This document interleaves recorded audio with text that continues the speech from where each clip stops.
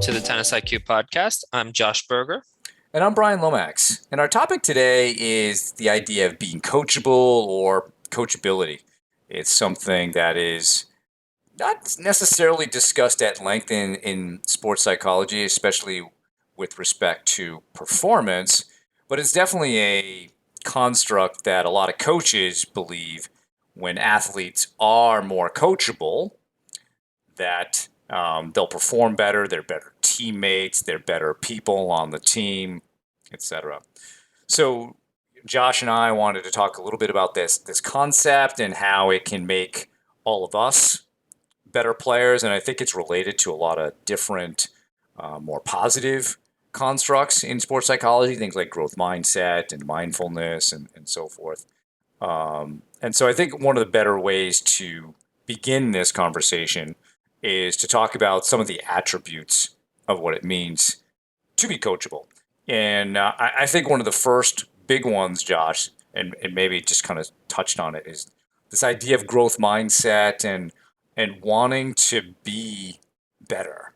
And I think that, to me, tends to drive a lot of what's going on with being coachable, because it opens you up to some of these other behaviors that we as sports psych professionals or coaches would look at and say, yeah, that person's coachable, and they know a big part of that because that person wants to improve.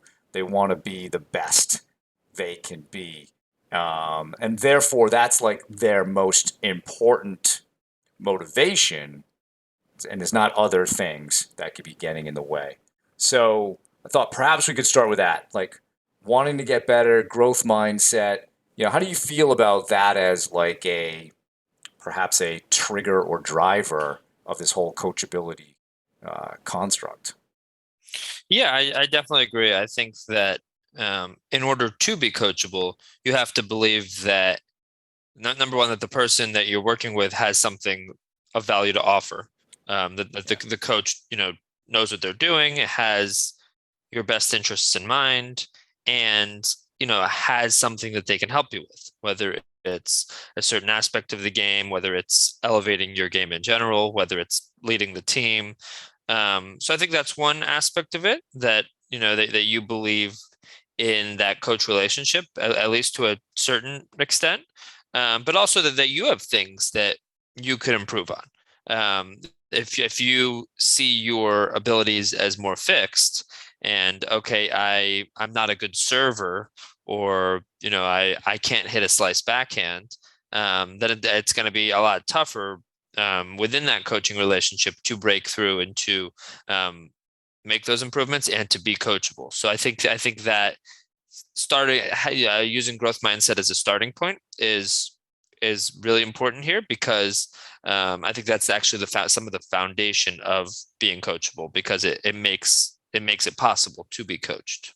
Yeah, and I think the coach athlete relationship is an important aspect of this, right? Because that's, the coach is the one who thinks maybe the athlete has to be coachable, but you're right, the athlete has to see the coach as someone he or she can learn from, right? Or this person can help develop me.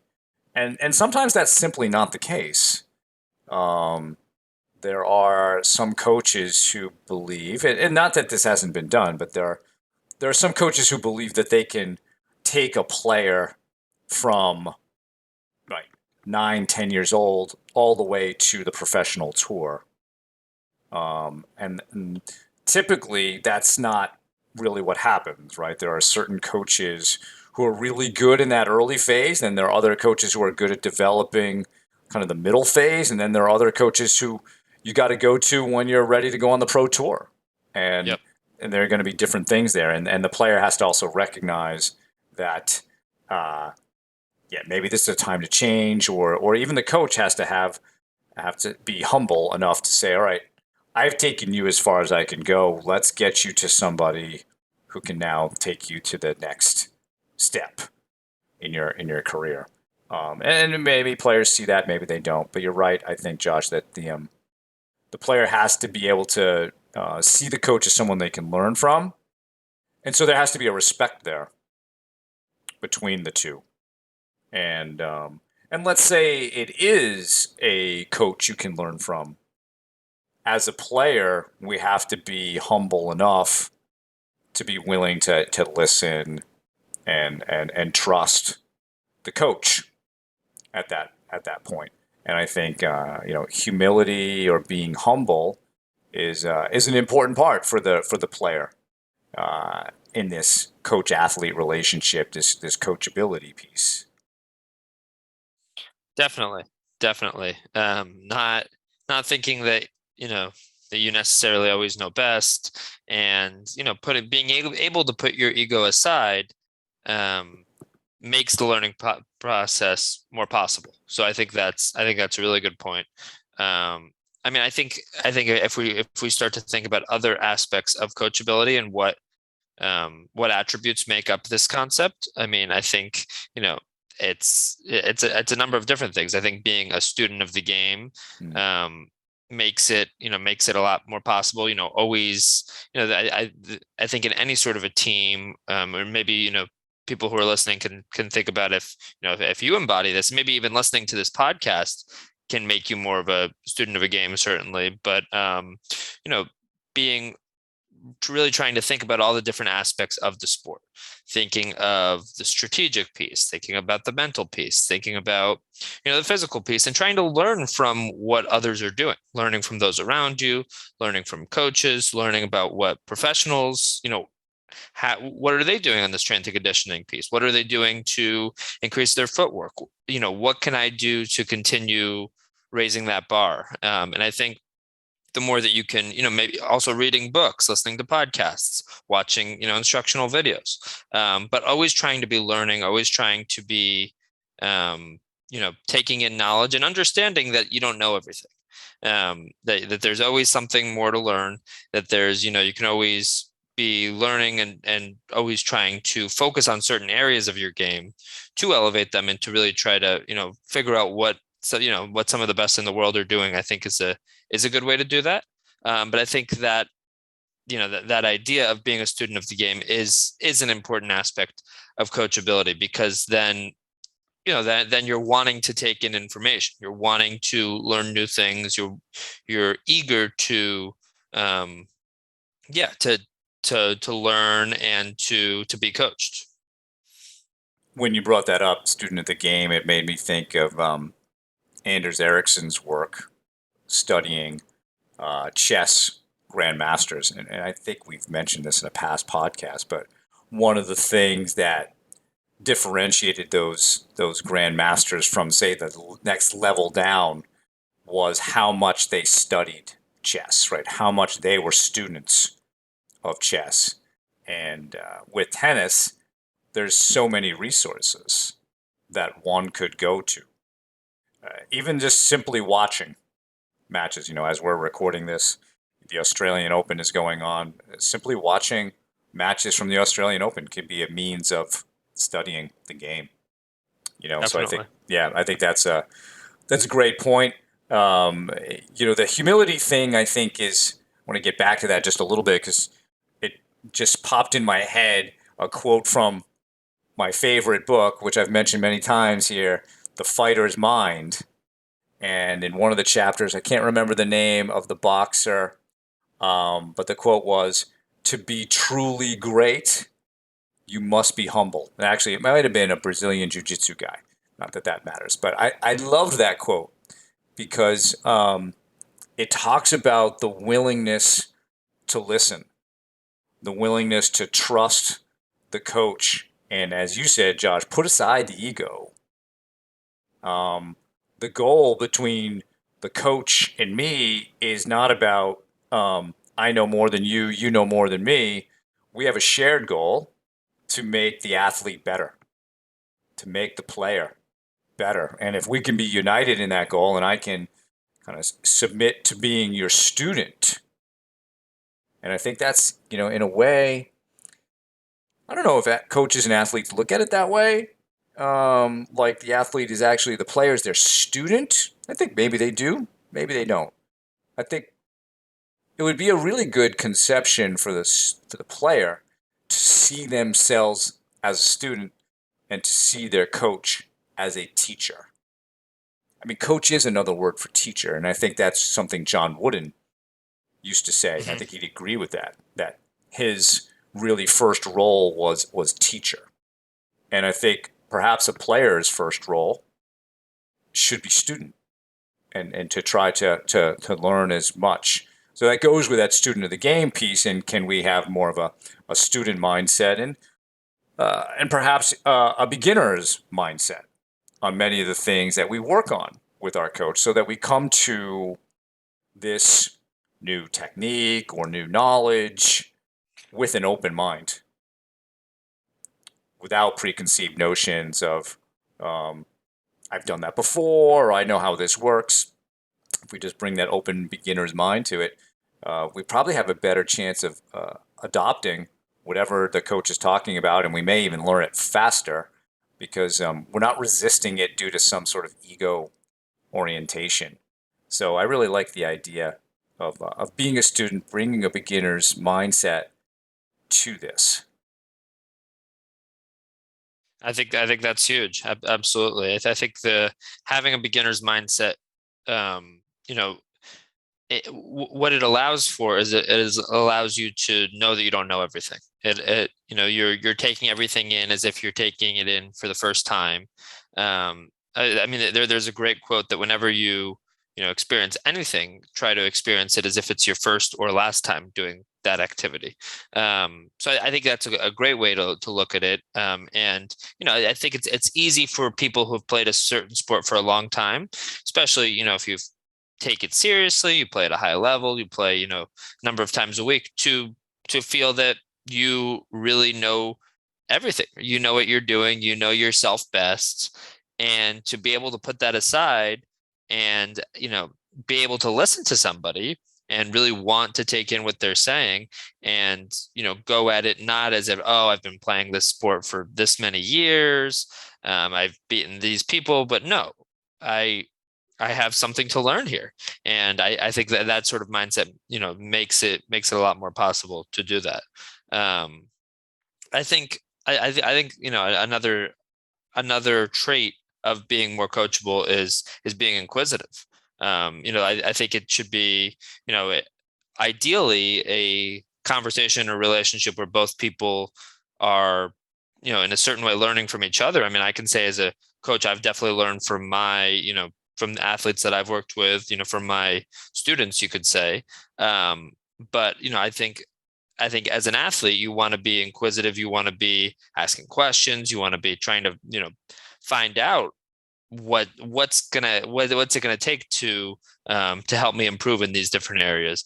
It shouldn't just be okay. The coach is giving me these ideas and I'm trying to apply them, but asking why, finding out, what are the reasons behind this, finding out, going back to as we're talking about, trying to learn about what some of the best in the world are doing. Okay, what do some of these world's best players, what does Ash Barty do on her slice backhand that makes it so effective for, a player trying to really develop their slice, for instance. But, I think being inquisitive, trying to learn, asking a lot of questions is a great way to speed up that development process, but also to be more coachable ultimately, because it's easier to coach somebody that embodies some of these traits, as it's certainly from my perspective. And I think everyone listening can try to apply these things by really thinking about their own game, but not just being satisfied with where you're at. Thinking about, hey, I want to, whether it's a strength right now, whether it's a weakness, I have the ability to raise my level in all these different areas. But how is that going to happen? That's only going to happen through me being able to, like we've talked about earlier, put the ego aside, have that beginner's mindset, um, and really be willing to be inquisitive and really willing to fully examine these different aspects of my game. The inquisitive thing, I think, is a really good point, Josh. Players that, like the younger players that we've been dealing with now and maybe for the last 10 to 15 years, in some coaching circles, they're referred to as Generation Y, WHY, because they ask, why. And Hmm. my reaction to that is I think it's great that coaches have to learn to articulate why we're doing something, a particular drill or something else. I think sometimes that inquisitiveness can devolve though into, like you were saying, I know best, almost more like I know better than you, right? And then we when that is where the conversation goes, we've now lost focus on that shared objective that we just agreed on a couple of minutes ago, which was the idea here is to help you become the best player you can be. And asking why in a sincere way, like why are we doing this? Like how is this going to benefit me? That's a valuable question. But asking why because you're really kind of resisting what's happening is not an effective means of communicating what is really happening. And so I think it's good for coaches to learn how to deal with these why questions, or um, just in general to have that communication with the athlete, because at least they're willing to talk. I think when I was younger, I think it was different in that, not better, different. We tended to just do what the coach said. There wasn't necessarily, it just wasn't, say, fashionable to ask questions. Certainly not in a group environment, really. You just pretty much did what you were told. And that was just how it was. And again, not better, just different. I actually think it's better now. I think because it makes coaches better to really articulate. Okay, actually, why are we doing this drill? What am Right. I actually getting them to perform? And learn. So that piece is good, and I think as long as the inquisitiveness again is centered on how can I be better? How will this make me better? What are some ideas for me to get better? Rather than coming from a place of resisting or protecting my own ego. I think that's really definitely important. Um, and so again, kind of we're back to the communication and that coach athlete relationship, right? And how important that is, because I think that is another part of being coachable is that there is effective communication with your coach, not just inquisitiveness, but willing to be open with how you're feeling, what you're thinking, sharing information, talking about tennis with your coach. When we talked to Todd Martin, he told us that story about how Jose Higueras laments the fact that players today and maybe in the past few years just don't seem to talk about tennis anymore. And so I think that's another aspect of the coach athlete relationship that can be in that communication is that, we're effectively communicating with our coach. They know what we're thinking, they know what we're feeling, and vice versa, so that we can all be on the same page. Because if a player isn't being honest with the coach, it can be very difficult for the coach to provide effective teaching and instruction, or strategy or tactics, etc. And so I think being inquisitive and really effectively communicating are really important aspects of this topic. Definitely, definitely. The other another aspect that I'll add is being able to put the team first. And tennis is traditionally an individual sport. I mean, certainly at the professional level, it seems that way, as if it's just an individual sport, but really each player to some extent is a part of a team. Yeah. They have their coach, they have their physio, they have, you know, increasingly more and more sports psychology professionals as part of the team. Um, the family, the partner. So even, in an individual aspect, and then certainly, as it relates to high school, to college, to USTA teams, um, we are all a part of a team ultimately. So I think this ability to put the team first and this perspective, having that perspective and mindset of trying to put the team first, is particularly important because you know it makes us realize that, hey, there's something bigger going on here. It's not just about me. It's not just about how good I am, but ultimately I have to be able to put the team first, and that's the prime. That's what's most important here. And I think especially in situations like a high school team or a college team, and to some extent a USTA team, when coaching decisions are made in terms of who's going to be playing and who's not playing in a particular match, or who's playing higher up in the lineup than somebody else, I think having that perspective, it doesn't necessarily make it any easier to be on that side of things in terms of being on the bench or not playing as high up in the lineup as somebody wants to or somebody expects to be playing. But I think it can help with that process and help somebody stay motivated and not totally lose faith and lose confidence in themselves, because they understand, hey, this is what's best for the team in this moment. It's not necessarily always going to be like this, but I need to be willing to be, to understand certain coaching decisions that are made in order for the good of the team right now. And I'm not going to be a good teammate if I'm making it all about me and my unhappiness and my dissatisfaction with this situation. Right now, it's what I need to do to be, a good member of the team and someone that can actually help the team right now is, hey, how can I help my teammates? Can I help cheer? Can I help them, with the statistics piece in terms of maybe providing data or coaching to some of the players? But I think that's an aspect of coachability too, that, when tough decisions are made, being able to, understand them and still do what's best for the team in that moment. I mean, it's a really important point. Um, it makes me think of that pro-social behavior is really important here. And what I mean by that is, and this is kind of a Stoic principle, but the Stoics believe that really your first duty was to be a good citizen of the world. The first duty, not to your family or friends. That actually came after that. The first duty was to be a good citizen of the world, right? You're a cosmopolitan person. And we can bring that approach to teams as well. I don't know that necessarily modern societies, especially in the West, really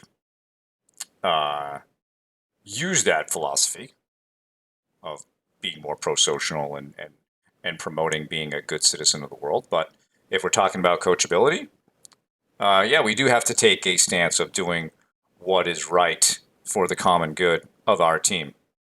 We were talking earlier about a book I read on soccer coaching in Germany. And there's a coach named Ismail Atalan, who's moved to Germany when he was 5. He's a Kurdish refugee. Now he's a fantastic coach. And he talked about the most important players on his team are the ones who don't play. And you mentioned this, Josh, high school and college, there are probably going to be some people on that team who never play. There are going to be some people on that team who play sometimes. And then there are going to be some people on the team who always play.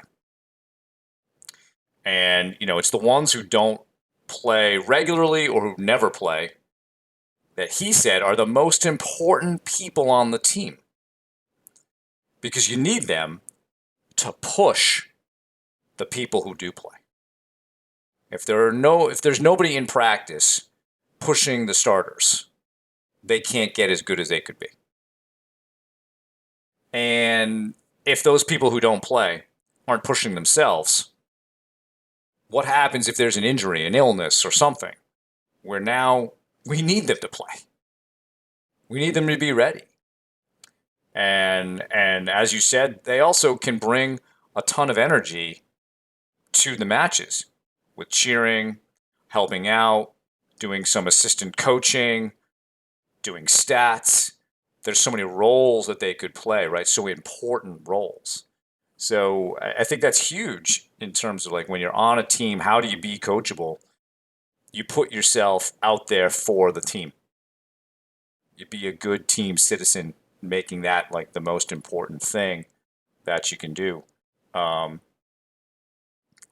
and I think that's something also that needs to be woven into team cultures. Is this is what we expect. This is the norm. And as you noted, Josh, tennis players, it's hard. We don't typically, start off in team environments. So it's yeah, we might have a performance team. It's a bit different because your role on the performance team is the player. Not mom and dad are not going to get subbed in for you, or the coach isn't going to play Right. for you, right? You're pretty much going to be playing all the time. But once you hit either high school or college, or as you said, adult league teams, yeah, there might be some questions about how to handle that. So I think that is an important piece. So it's not only coachability, but it's being a great teammate. Yeah, no, absolutely. I think it's also important to think about some of the different aspects of resistance here. Hmm.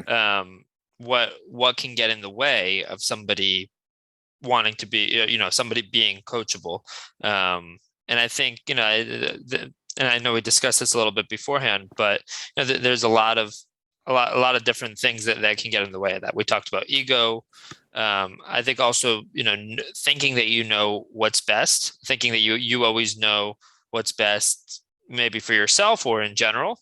Thinking, okay, I know what works for me or what's best. I've always done it this way. Maybe it's not worth trying to change something. Um, Either thinking that you know what's best for yourself or what's best in general. Okay, this is the best way to hit a kick serve, or this is the best way to volley. Um, so I think that definitely something that can get in the way of people, um, because it makes you more closed minded. It almost turns you off from being able to open up and listen to what a coach is saying or what a professional is saying. And I think much of what we're talking about here is it's true both on the court in terms of being coached by um, you know your coach or by a teaching instructor, but also I think this applies to a lot of other areas of life. I mean, whether this is your sports psychology professional that you're talking about and you're trying to learn something about ultimately, or another individual. I mean, people can be there's plenty of peer coaching as well, right? Mm. People, peers having conversations, and if you're closed-minded, if you think that you know everything, it's pretty tough to learn and benefit from a conversation like that. So I would say I would add in that it's important to be able to apply this to other areas of life too. Yeah, yeah, and I think as sports psych professionals, as coaches, it's natural that we're going to encounter athletes who will resist. Um, and I think it's important that we bring it back to the purpose of Yep. like why we're trying to impart information. We're not trying to impart information to assert that I know more than you, or vice versa, right? This isn't about one person knowing more than the other. This is again back to wanting you to be your best. But as a coach, my mission is to try to help all athletes be the best they can be. And that is by introducing, um, you know, good techniques that can help them perform better, as well as new ways of thinking, different perspectives, different philosophies that can open up their mind to perhaps do things better, be more motivated, etc. My mission as a coach is not to assert that I know more than everybody else, right? And I think one of the things you often hear is, the more that you know, the more you realize how much you don't know.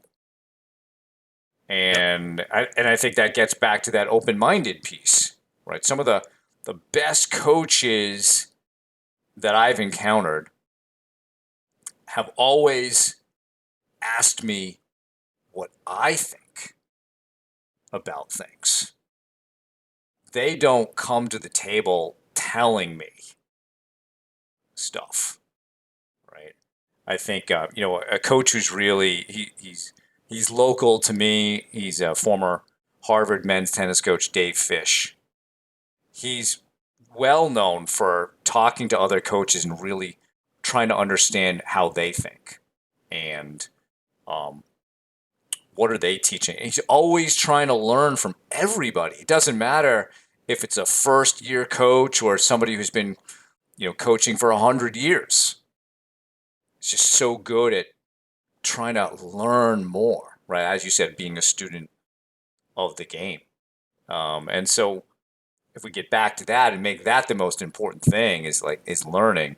And I think that's a sign of really true intelligence, whether it's, emotional intelligence, social intelligence, whatever, tennis intelligence, educational intelligence, just always trying to learn from anybody that you can, any interaction.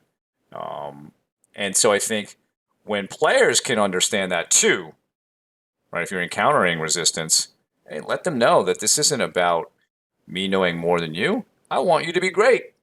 I'm just trying to help you see potentially more optimal ways of doing what you do because it's possible that you're limiting yourself with your current way of thinking. And that's all we want to try to deal with is, hey, there's a little resistance here. And you mentioned when we were talking off air, the technique of motivational interviewing, trying to help the athlete get to a place where they want to change. So maybe the structure of the conversation with the athlete changes more to, all right, what are you willing to do? What do you really want? Right? Try to elicit from them a desire to change rather than fighting resistance, right? I think in motivational interviewing, and people can look that term up. The idea is to roll with the resistance. Don't fight it. Roll with it. Understand it a little bit more. Where does it come from? And then you can have a really good and honest conversation with that athlete who might be fighting you a little bit about a technical change or sports psychology type of suggestion or technique or perspective. I think that's a great point because it's not just about, this conversation is about being coachable. So we're focusing more on the athlete side of things, certainly. But as it relates to coaches certainly have plenty to learn. So they can also be, take the student's role and be able to see things in a beginner mind when having conversations. Learning from other coaches, as you mentioned with Dave Fish, I think is is ideal as well. Absolutely. And in order to do that, it takes, being able to put your own ego aside, but also, as you're saying, be able to meet somebody where they're at. Know that there will be some resistance and work with that resistance. Don't just try to push past it and say, hey, I know best here. I'm the coach. That sort of a mindset is generally not what's going to actually break through with somebody, but try to, see where that resistance is coming from and really try to meet them where they're at, I think is a more can be a more effective approach at dealing with it. Trying to understand, hey, this individual, is responding this way because that's what they've, that's what they've learned in the past has been effective, or that they have their own reasons for having resistance here. Maybe they've had more negative coaching relationships in the past, so they're a little bit more hesitant to listen to somebody, or they're skeptical about certain things. So understanding that resistance will come at times and not letting that resistance bring us to that point of anger or that point of withdrawing from that coaching relationship, or certainly in a team environment, not letting that resistance impact any decisions, but understanding, hey, this is where they're at right now. This is maybe what's holding them back, and let's try to work through that. Yeah, I mean, I think it's a great point of coaching your athlete where they're at that moment. Because we have to make sure that we're coaching the athletes that we have, not the ones that we wish we had. when that happens a lot, especially in college sports.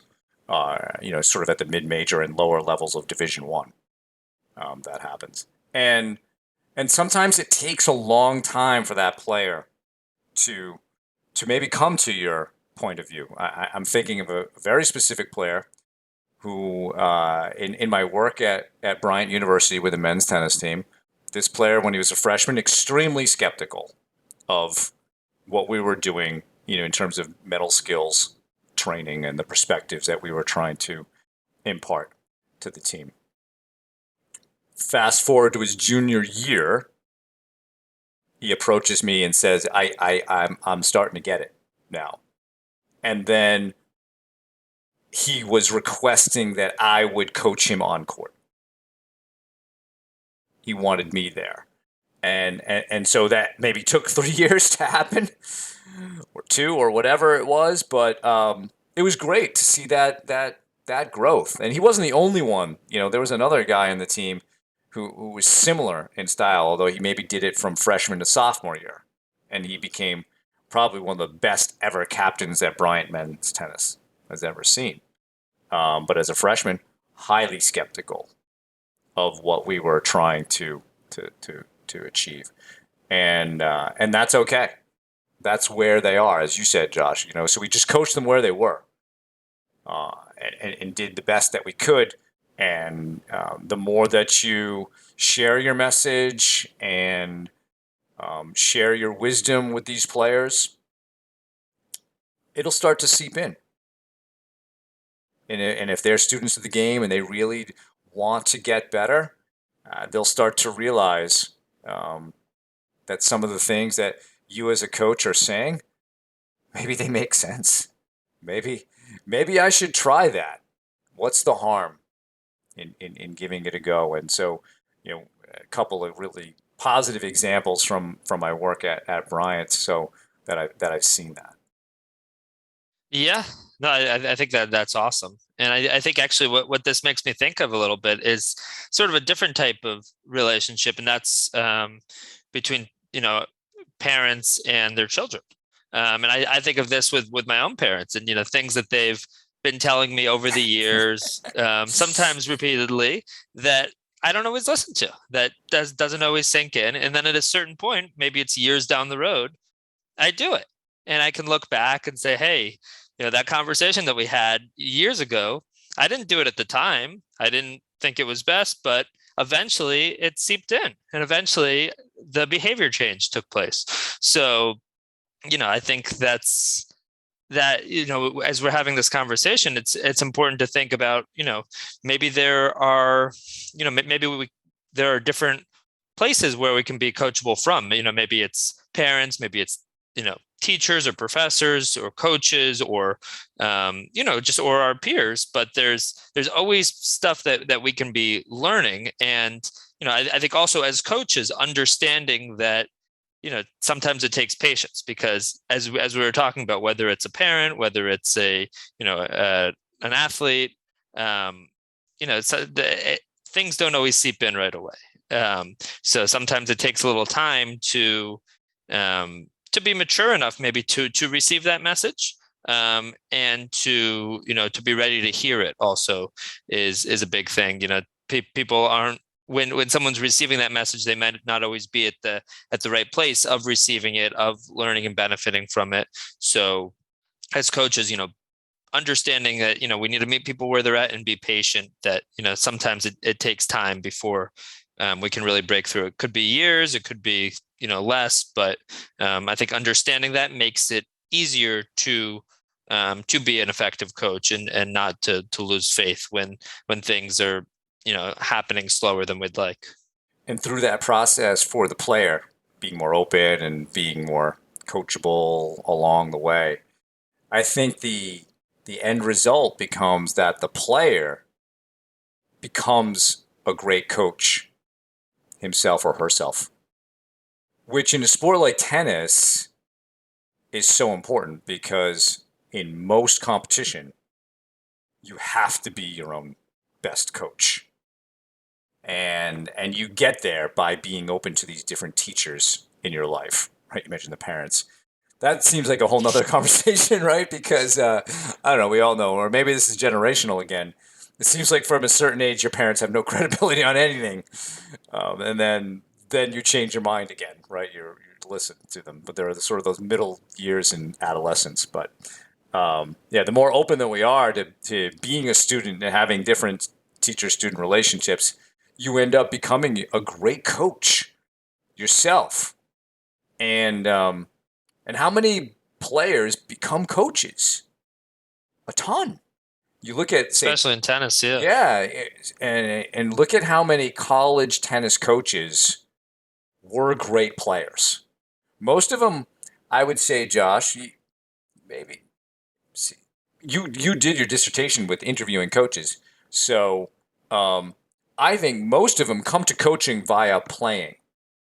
Probably Hmm. very few come via having some playing background, but more of a coaching education piece.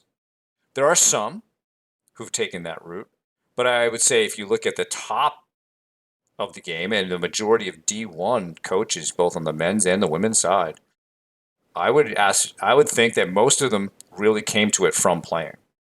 The people that you interviewed for your dissertation about mental toughness in tennis, was that the background generally? Yeah, yeah. I think with almost all of them, again, it was at the Division 1 level, head and assistant coaches. But yeah, I think actually all of them. And there are select cases of people who, as you said, come at it, maybe learn the sport at a later age, or come at it more from the coaching education perspective, and maybe can, apply some of the things from their own playing, even if it's not at that level. So not to say that there aren't those examples, but yeah, a number, the vast majority of people do come from, a high level playing background. One of the things that I looked at was, did you learn, did you learn, what you know about mental toughness from your playing background, or from your coaching, or from, some combination? It usually is some combination, right? That, Yeah. you know, let's say somebody had a playing background, they played in college or professionally, and they certainly learned from that process, and maybe they worked with, a sports psychology professional, but also during the coaching process. I mean, we want to be learning, every day as well, from the people that we're working with, from other great teachers and books. And we, as coaches, as teachers, we don't want to shut ourselves off to that learning process either. So I think, that was one of the realizations that I have from the research, that these great coaches had learned both from their playing time and from their coaching time, that there's a lot to learn from both roles. Right. So again, there's like this open-mindedness piece, and if we are open to being coachable, being students, you end up developing your own best coach. Therefore, it's pretty easy to transition into coaching. Many of the assistant coaches in college tennis are recent grads Hmm. with great playing backgrounds, right? And from there, they can develop and go on to be great coaches. So I think it's a like you said, Josh. A lot of players do tend to become coaches in our sport, especially at the high level. You don't see. I guess you're seeing it in other sports as well. Although I would say in some, even at the professional level, there's a lot of, say, basketball coaches who maybe had more coaching education. Even you look at in the NFL, like a guy like Bill Belichick, not an NFL caliber player, um, but a good coach, Right. right? And I think in tennis, we're seeing mostly guys with really high level experience as players. There are certain exceptions, of course, but I think that that's what we're seeing. So, yeah, it's an interesting um, concept, this whole idea of being coachable or coachability, and how it relates to becoming the best that you can become. Absolutely. And we'd love to hear what you think. I mean, if anyone who's listening has thoughts, if there are certain things that we said that you think, really resonated with you, we'd love to hear it. You disagree with, we'd love to hear it as well. shoot us an email, tennisiqpodcast@gmail.com. That's, you can reach out to us there. We'd love to hear any feedback from all of you. Yeah, because I think both of us, we're on that learning journey. We're trying to be the best we can be, and we're not perfect. And yeah, we put this podcast out with the sincerest intentions of trying to share knowledge and help people develop, help coaches develop, and it's been a real fun thing, I know, for both of us, right? So, well, that's our show for today. Great conversation, Josh. Thank you. And thanks for listening, everybody. For more on today's episode, you can check out the show notes. As Josh mentioned, if you have any feedback or questions for us, email us at tennisiqpodcast@gmail.com. You can also use the Twitter hashtag tennisiq. Additionally, please subscribe to the show on your podcast platform of choice, including YouTube, so you can be notified of new episodes. And you can also check us out on Instagram. Thanks again, and we'll talk to you soon in our next episode.